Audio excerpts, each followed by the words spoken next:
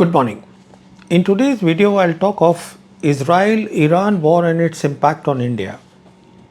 Now, before I do a war appreciation, there are three critical issues I want to put on the table.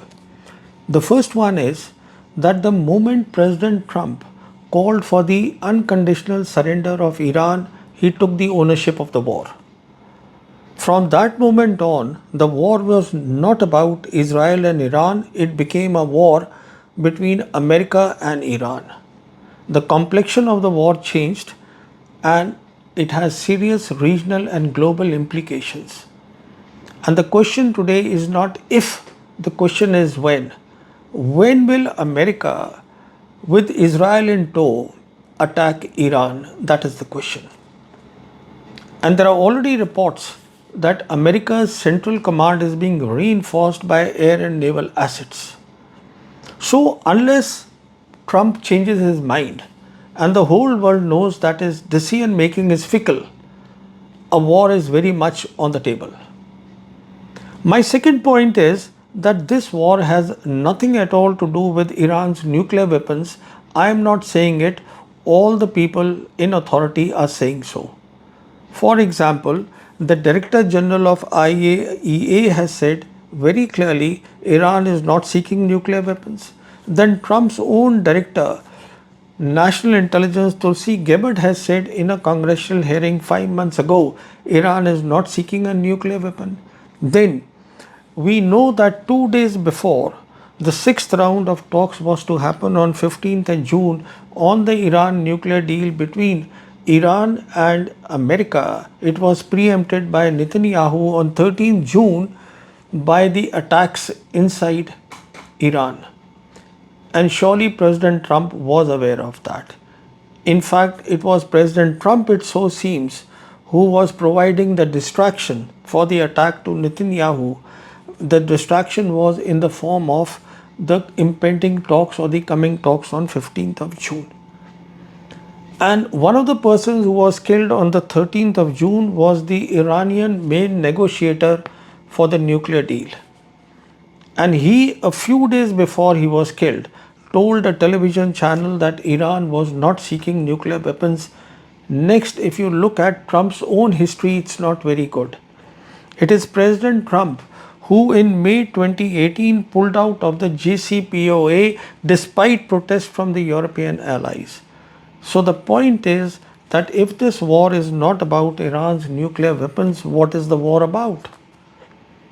This war is about establishing Israel's regional hegemony, which requires that Iran's nuclear facilities and Iran's military capability should be destroyed, and this is not an easy task at all in the changed world. That brings me to my third point. It seems that Israel and America, either they are ignoring it or they genuinely do not understand that the world today is multipolar. It has three great powers. It has a global south, it has a global north. That 80% of the world population or the nations, they are with global south today, and Iran today is a very prominent member of global south. And perhaps this is the reason, because of this membership, prominent membership of global south, the global profile of Iran has risen so much that it no longer felt the need to have nuclear weapons to be a regional balancer. That was being upset by its global profile. Because today Iran is not only a member of SCO and BRICS, it stands with the two great powers which are with global south, which is China and Russia, at the forefront of seeking the displacement of American dollar and the American dollar system from international trade. One of the key issues that will come up in the 17th BRICS summit to be held in Brazil soon. So when the profile of Iran has grown up so much, what this means is that if the Americans were to attack Iran, the entire global south nations would be keenly watching their two big supporters, the two great powers, China and Russia as to how they support Iran. And there is enough evidence to show that they will support Iran to the hilt. For example, the two leaders, the presidents of Russia and China, have been constantly talking with one another. President Putin has publicly said that hundreds of Russian nuclear experts which work in the Iranian power plant, they will continue to be there, they will not be withdrawn. Now, if any of them is killed, one can well imagine the implication what will happen if there is a war of America on Iran. Now, and Putin also has spoken with Trump 2 times asking for a ceasefire. But of course, Trump has not been positive on that. Now, as far as China is concerned, China has come out with a 4-point peace plan for the Middle East. And there are reports recently that Chinese 3 cargo planes which were meant to go to a European destination, they stopped at Iran. Not only that, many may not know that a direct rail link has been established, rather it has been operationalized between China and Iran, and it passes through 4 Central Asian republics. This project was cleared in 2021 at the cost of $400 billion spent by China, and in May of this year, the first rail, it came from China to Iran. The point to make is that in case of an attack of America on Iran, Iran will have enough war withdrawal and war surge capabilities provided by the 2 great powers, China and Russia. Now, once I have spoken of these 3 issues, let us look at the war appreciation and let's look at how Iran looks like for a war, how well it looks prepared for a war. And Iran is certainly not at a bad place at all, it is rather in a good place. And the reason is that for the last more than 20 years, Iran has been preparing for this war. Right from when the Americans on flimsy grounds took out Saddam Hussein in 2003 in Iraq, the Iranians knew that this day would come. And therefore, over the years, they have dug deep inside and they have placed their nuclear facilities there. They have missile production facilities there. They have their missiles there. And obviously, they and the world know exactly the capabilities of the Americans, the military capabilities. They know the American buster bombs which will be dropped by their bombers B-1 and B-2, how deep they can go in. So, this would be much deeper that they have dug over the years. So all that seems to be secure, and they have far too many tunnels. The area is very big, Iran's area. So they have all sort of missiles, they have ballistic missiles, they have cruise missiles, and what the Iranians talk of special missiles are their hypersonic cruise missiles against which there is no defense. Now the point to make here is this: when Trump says, and rightly so, that Israel today has complete control of the sky, that means it has air dominance by its fighters, it actually is meaningless, because air dominance by fighters cannot stop the missiles. The missiles are immune to that. The only thing that can stop the missiles are the other side's integrated air and missile defense systems. That's it. And as far as hypersonic missiles are concerned, right now nothing stops them because they fly at higher altitudes and there is no defense against them for any country has. And it cannot be a coincidence that today there are only 3 countries with operational hypersonic cruise missiles, and they are Iran, China and Russia. So it will not be difficult to say, or rather queer to say, that the Chinese and the Russians over the years, they have helped Iran in attaining or getting this capability. Next is about integrated air and missile defense systems. All these 3 countries, which is Iran, China and Russia, they have all, because they have huge land masses, they have given importance to integrated air and missile defense systems. They have always believed in continental defense. Unlike the Americans, which have always believed in force projection, and they have never given much importance to this aspect of air defense. So the point to make is that these two big powers have supported Iran over a period of time, not only in hypersonic missiles, they have also supported in all type of missiles, in the integrated air and missile defense systems, and in cyber capabilities. Please recall, the Stuxnet cyber attacks were done by Israel and America against Iran's nuclear centrifuges. And there were reports something like 15% of the nuclear centrifuges of Iran were destroyed, and thereafter Iran has built up its cyber capabilities, and of course China and Russia, they have helped it a lot. And then space is required for your cruise missiles. Obviously the help will come both from the Chinese and the Russians, the Russian GLONASS and the Chinese latest Beidou system. So when I look at the checklist, what all they have, how are they placed for war, it looks very encouraging for the Iranians. They have all type of missiles which are immune to supremacy of the air, what Trump talks about. They have hypersonic cruise missiles. They have good integrated air and missile defense system. Look, no air and missile defense system is completely, it's impenetrable. It doesn't work like that. But what they have is good. Then they have good cyber capabilities. Then they have space capabilities which will be given to them by these two big powers supporting them. And then most important, if the war is long, which it will be, then war surge capability is critical, and that once again will be provided by these two great powers. Now besides that, the question is about staying power. Iran has enormous staying power in war, and that we saw in the 10-year war that Iran fought with Iraq in the 80s when Iraq was backed by America. And the longer the war goes, it helps Iran, it works to its advantage, because more and more Arab and Muslim countries, which is already happening, they will come to Iran's side. More and more global South nations will come to Iran's sides. Whereas the opposite is true on the other side. The longer the war goes, the credibility of the Americans goes down and the stock of the Israelis depletes. So this is about the capabilities that today Iran has.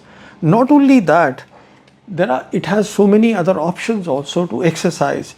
If the Americans now come to war with Iran, and the options are that the Houthis in Yemen, they have still a lot of punch in them, and they have hypersonic cruise missiles obviously given by Iran, so they can do a blockade, a selective blockade of the Red Sea.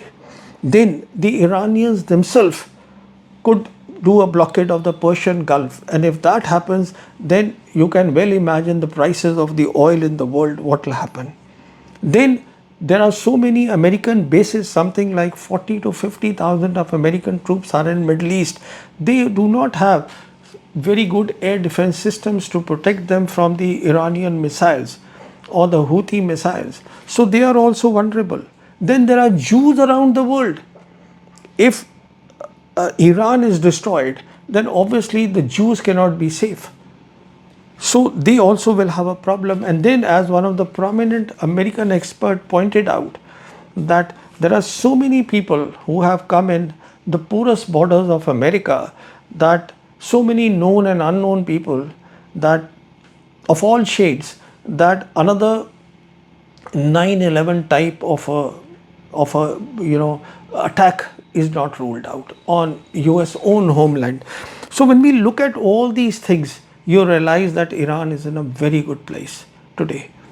And if I may add the last one, that once Trump starts the war, as I said, Trump has taken the ownership of this war. The American interest, obviously, in the European war in Ukraine, it will no longer be that high. So the Europeans will have a big problem there, and that is another story. But now look at the other side, which is the American and the Israeli side. Of course, the Americans have very potent air and naval power, so they can do the air dominance. But as I said, the missiles are not affected by the air dominance at all. So not only that, they would be looking for some secure air bases also for that. And for those air bases, they would be looking at a country which can take care of its own sovereignty. A country which is closer to Iran. So Pakistan is one such country which has border with Iran and which can take care of its own sovereignty. And there is a lot of speculation going on that when Field Marshal Asim Munir met President Trump for lunch recently at the White House, this thing would have been discussed. But I'll come to this in a little while. I'll come to this subject. But let me now just proceed with the capabilities that we are talking of, the American and the Israelis. As I said, that there is nothing about American capabilities that is not known to the world. So what is called a assassin mace type of a weapon, which will be operational surprise, will not be there from the American side for the other side, which is Iran and China and Russia. And then as far as the integrated air and missile defense systems are concerned, if you push aside the misinformation and the disinformation which is coming every day, the propaganda coming from the Western press, the reality is that Iron Dome has not done very well. And the reality is that the American Arrow 2 and Arrow 3 missile meant for the long range missiles of Iran, they've also not worked very well. And the reality is that the Americans have, or the Israelis have today, very limited interceptors. And the reality is that there is no way that the Americans today can match the war surge capabilities of Russia. There is no way that they can support the Israelis with a war surge capabilities or their own attacks. They will not be able to do that. Therefore, I think it is in this frustration that the talk is going on that with Mossad, CIA and MI6 inside Iran, that there is a need to take out Ayatollah Khomeini, which of course will be a disaster in itself if they do that, because that will just bring the entire Islamic world together. But this is something that they are looking at, an option, so the reports say. And in frustration, there are a lot of analysts who are also saying that Israel may become the nation, or America may become the nation to use tactical nuclear weapons. Well, this will be a disaster, because this will bring the whole world on the edge of a disaster, because then everything becomes unstoppable. It will not stop at tactical nuclear weapons. So this is the comparative thing as it looks like between the two sides, what the capabilities the both sides have. And obviously to me the Iranian side appears to be in a better place than the Americans and the Israelis. Now coming to Pakistan, this is important, because you see all this talk is going on about Asim Munir having dined there and Asim Munir having given too much to the Americans. You see, one thing has to be kept in mind. The Pakistani generals have never compromised on national security, period. They never do that. When 9/11 happened, the world was unipolar. General Musharraf was clever enough to choose the right side, to be with the Americans, but he played the double game. He never compromised on Pakistan's national security. So there is no reason to believe that Munir will do that. He will not do that. So all this talk of about air bases, the Pakistanis giving to the Americans, they will never do, because they have there for the Pakistanis, their big threat is India, and for the Pakistanis, their iron brother is China. In fact, I would not be surprised that whatever has happened, the conversations between Munir and Trump, most of that would be shared by Munir with the top leadership of the Chinese. So no question of Pakistanis compromising on their national security. Now coming to the India's foreign policy, how it will get impacted by this war if it happens, the Americans join the war. So you see, already India's look west policy, which is part of our overall foreign policy, it is in shreds. Why I say that is, now the two corridors that we've been talking of, international north-south transport corridor, that is over. Then the other corridor that we keep talking about, India, Middle East, Europe corridor, that is over. Then, because we have chosen to be not with Iran and Palestine, we have chosen to be with America and Israel. Our relations with Iran cannot remain very good. I mean, we will talk with one another, but that friendliness will not be there, and India will not be a priority for Iran any longer. And India, which feels that it wants or believes it wants to be the leader of the global south, well, if this is the foreign policy that India has, obviously the global south doesn't need a country like India in it. So the point I'm making is that today India's foreign policy, if I may use a very harsh word but a truthful word, and that is, it is disastrous. Because India has not taken care of its national interest or its national security. When I talk of national interest, I am talking of improving the lives of 800 million poor people, making their lives better. And by the policy that the government has adopted, that being a global south nation, it wants to be identified with the global north, it has not done that. It has not worked to the benefit of the Indian poor.